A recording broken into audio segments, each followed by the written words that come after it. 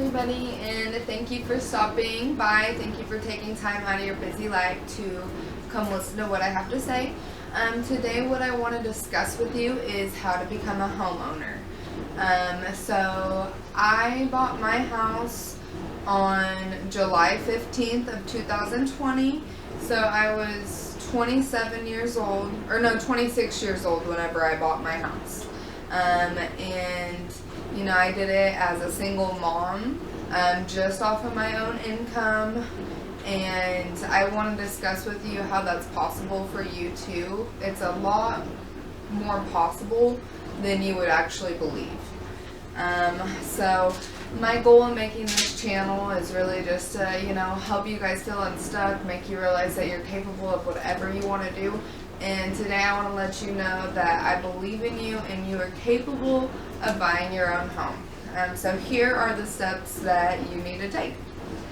Number one, when buying a house, what worked better for me was going through a credit union. So my best friend actually told me this, and I don't know the actual statistics or facts to it, but it worked for me.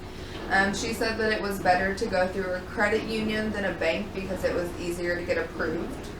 I didn't try to go through a bank. I only tried to go through a credit union, but I did get approved. The biggest thing is you really want to study where you're looking to get a loan from, and you want to make sure that that's the place you want to go before you reach out to them, because once they do a credit check on you, that's going to ding your credit. So you don't want a whole bunch of different places doing credit checks on you. If possible, you only want one. So for me, going through a credit union really made it possible. I had no issues at all. So that's number one. Number two is having good credit. This is really important if you want to buy a house.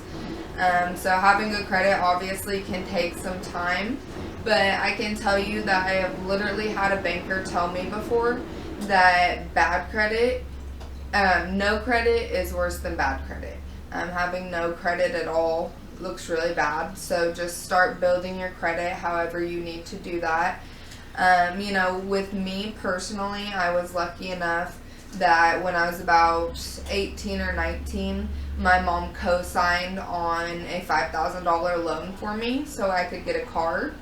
And I just had always religiously made those payments and never was late or anything like that. And so that really started me in a good direction with my credit. And then it seems like going through stores like Old Navy or Victoria's Secret, Kohl's, just different places like that. It seems like it's easier to get accepted with credit cards through stores than the actual credit card companies. I don't know if there's any truth to that, but at least in my own personal experience, that was how it's went. So if you're having issues getting a credit card, maybe try going through a store you like. Just starting with a simple limit, just start making little payments on that, and eventually you'll just work your way up, and your credit's going to slowly build that way.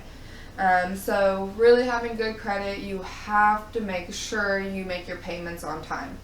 The minute you start missing payments is the minute your credit's going to go down, and once you get it down, it's much harder to get back up. It's so much easier if you just keep it up in the first place. If you get a new credit card or something and you forget a payment, almost every credit card company is going to give you a one-time leniency. Like they'll waive the late fee as long as you contact them, apologize, and ask them to waive the late fee. Usually you'll get one a year. So, if that does happen, that's a good option to know about. That's number two, is having good credit. Number three. For number three, you are going to need a steady work history. Whenever you go to get a home, they are going to want to see that you are stable at your job, that you have a stable income, and you've had a stable income. Doing so is going to make it so much easier to get a house. So for me, what they wanted was they wanted to see 2-year work history. And unfortunately, I had only worked at my job for a year, a steady year. And so I was able to show them that, and I was still able to get a home loan with just the year history, but I didn't get the first time homeowner loan like I originally planned on getting. So my interest rate ended up being just a little bit higher, and I had to pay a little bit more out of my pocket. Which, it turned out okay because I have a lot more freedom with the type of loan I have. Like, if I wanted to rent this house out, if I just decided I didn't want to live here, wanted to rent it out, boom, I can. And I'm pretty sure as a first-time homeowner loan, you can't do that. So, it kind of worked out for me. But just having that steady work history. If you have only worked at your job 6 months, you're probably going to need to work there at least 6 more months consistently before you even think about contacting the credit union or the bank.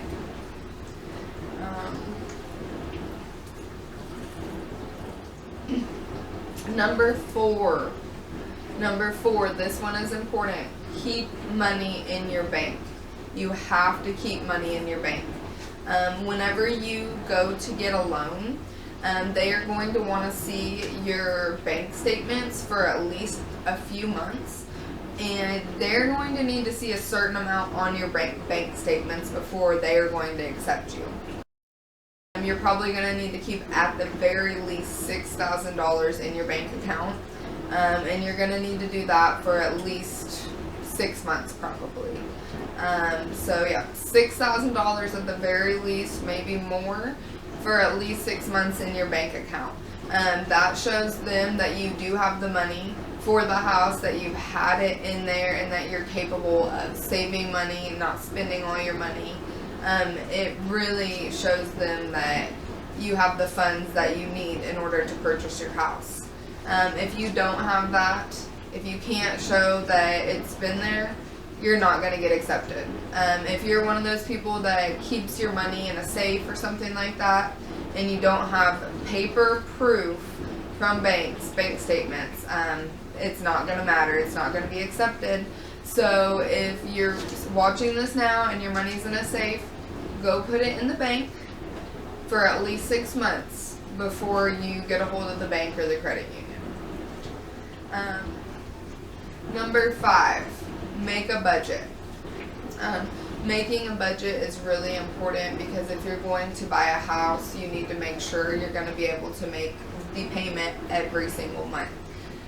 Being a homeowner, it's not just 2 years and poof, you have no payment anymore.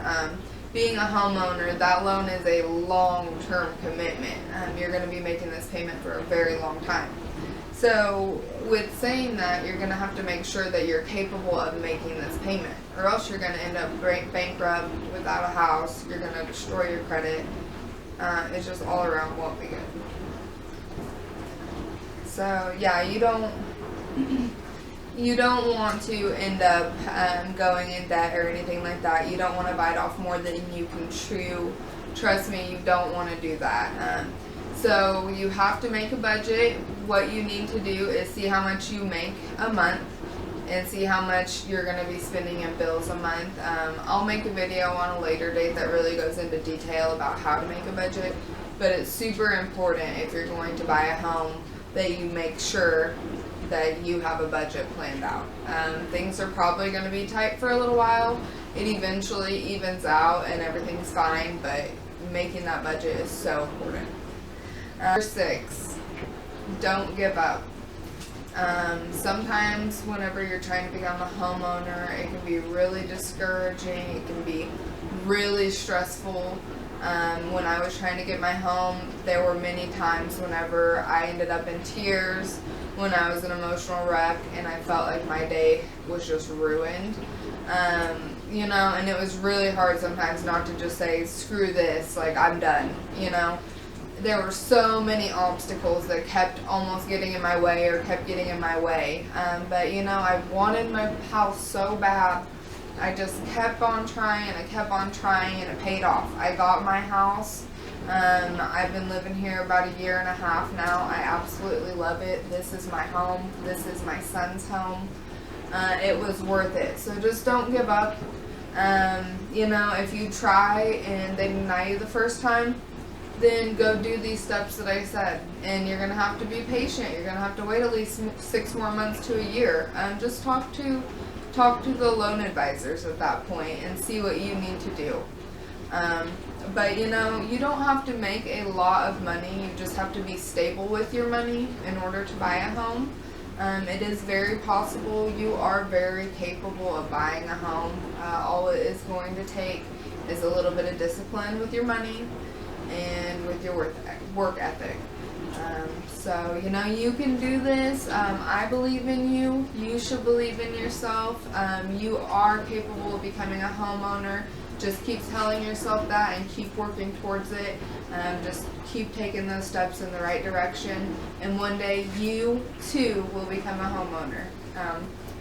Thank you again for watching. Much love. I hope you all have a great day and good luck. Happy house hunting.